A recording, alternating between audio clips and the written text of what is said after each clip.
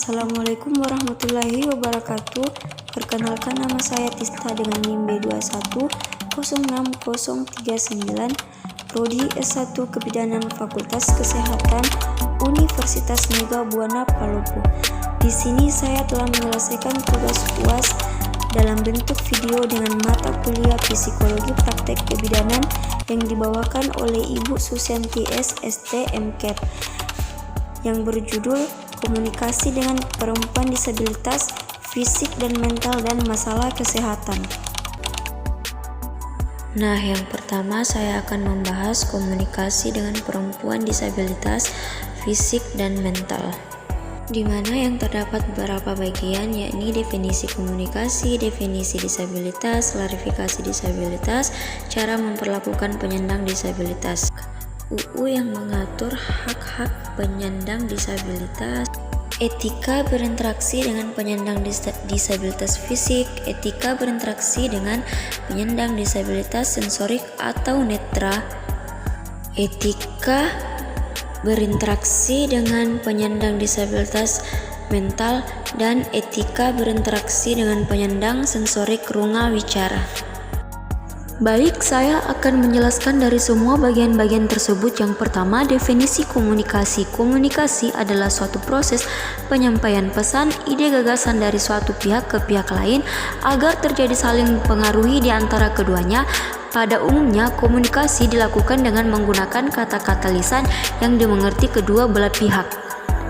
Yang kedua, definisi disabilitas. Disabilitas adalah keterbatasan fisik, intelektual, mental, sensorik seseorang yang dialami dalam jangka waktu yang lama yang menghambat aktivitas tertentu karena ketiadaan akses lingkungan yang mendukung.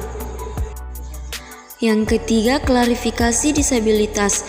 Klarifikasi disabilitas terbagi menjadi dua bagian, yaitu disabilitas fisik dan disabilitas mental. Disabilitas fisik terdapat beberapa bagian. Yang pertama, tunarungu, tunanetra, tunawicara, tunadaksa.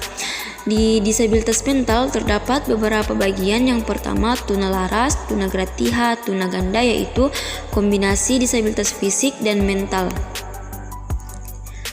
Yang keempat, cara memperlakukan penyandang disabilitas, di mana yaitu bertanya sebelum memberi bantuan, jaga ucapan dan tindakan, mengajak untuk terlibat dalam kegiatan, sadari hak penyandang disabilitas. Adapun undang-undang yang mengatur hak penyandang disabilitas, di mana Undang-Undang Nomor 8 Tahun 2016 penyandang disabilitas memiliki hak. Yang pertama, hak pendidikan, hak pekerjaan, hak kesehatan, hak keolahragaan, hak kebudayaan, hak kesejahteraan sosial, hak pelayanan publik, hak perlindungan dari bencana, hak rehabilitasi, hak hidup mandiri dan disabilitas di masyarakat, hak berkepresi, hak berkomunikasi, hak memperoleh informasi, hak bebas dari diskriminasi, penelataran, dan hak keadilan dan perlindungan hukum. Yang keenam, etika berinteraksi dengan penyandang disabilitas sensorik atau netra, di mana yang pertama, salam dan sapa dengan menyentuhkan ke telapak tangan mereka dan menyebutkan nama agar mereka bisa langsung mengenalimu. Yang kedua, tanyakan terlebih dahulu apakah memerlukan bantuan. Ketika akan meninggalkan mereka, wajib menginformasikan atau pamit terlebih dahulu. Yang ketiga, biarkan mereka memegangmu saat berdampingan, hindari menuntunnya atau memegang tubuh mereka. Yang ketujuh, etika berinteraksi dengan penyandang disabilitas fisik. Yang pertama, komunikasi terlebih dahulu, bentuk pendampingan, hindari berinisiatif mengambil tindakan tanpa komunikasi dengan penyandang disabilitas. Yang kedua, sejajarkan posisi mata ketika berbicara. Yang penyandang disabilitas fisik umumnya menggunakan alat bantu gerak. Etika bicara yang dikehendakkan mereka adalah mengajarkan posisi mata. Yang ketiga, tidak memindahkan barang-barang atau alat bantu mereka. Hindari kebiasaan memindahkan alat bantu mereka karena akan mempersulit mereka jika memakainya. 8. Etika berinteraksi dengan penyandang disabilitas sensorik rungu wicara. Yang pertama, sentuh, salam, dan sapa mereka dengan menyentuh. Yang kedua, berbicara sembari menjaga kontak mata, menjaga agar kedua mata agar tetap memperoleh kontak fisik dengan mereka. Yang ketiga, gerakan bibir dan bahasa tubuh harus jelas. Bicara dengan gerakan bibir yang jelas, hindari masker atau penutup mulut apapun untuk menghalangi gerakan bibir. Yang kesembilan, etika berinteraksi dengan penyandang disabilitas mental. Yang pertama, tanyakan hal-hal yang perlu sebagai pendamping. Yang kedua, ajak penyandang disabilitas mental berkomunikasi sesering mungkin, mengajak mereka berkomunikasi langsung tanpa melalui perantara atau pendamping. Yang ketiga, pakai kata-kata yang sederhana, gunakan kata-kata yang sederhana saja ketika berkomunikasi, bila perlu petunjuk berupa gambar atau isyarat. Nah, itulah beberapa penjelasan dari komunikasi dengan penyandang disabilitas fisik dan mental. Kemudian saya akan menjelaskan beberapa bagian masalah kesehatan mental. Nah, adapun definisi kesehatan mental. Kesehatan mental yaitu fungsi kejiwaan yang baik dan memberikan hasil berupa aktivitas yang produktif, penjalinan hubungan dengan orang lain, dan suatu kemauan untuk beradaptasi terhadap perubahan dan dapat mengatasi permasalahan yang ada.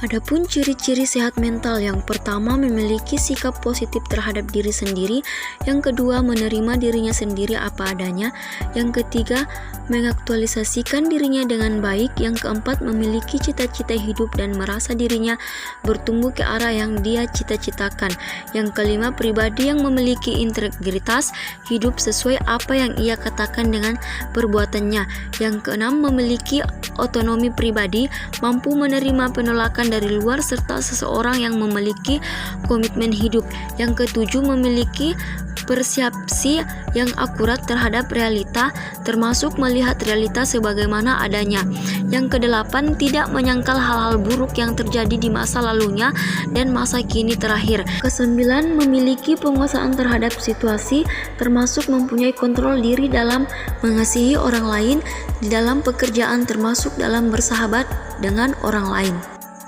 Adapun stres yang ditandai dengan merasa cemas dan khawatir berlebihan dalam menghadapi masalah, ada perubahan nyata dalam pola tidur atau pola makan, berlebihan atau kurang, yang ketiga mudah tersinggung atau marah oleh sebab sepele, dan yang terakhir sulit konsentrasi atau sulit membuat keputusan.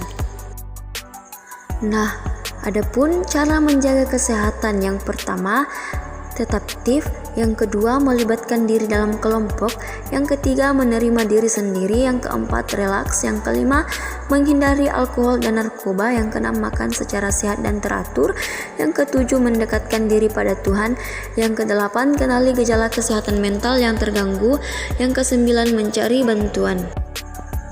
Nah, itulah penjelasan singkat dari saya. Jika ada kesalahan dan penyebutan kata mohon dimaafkan. Terima kasih. Wassalamualaikum warahmatullahi wabarakatuh.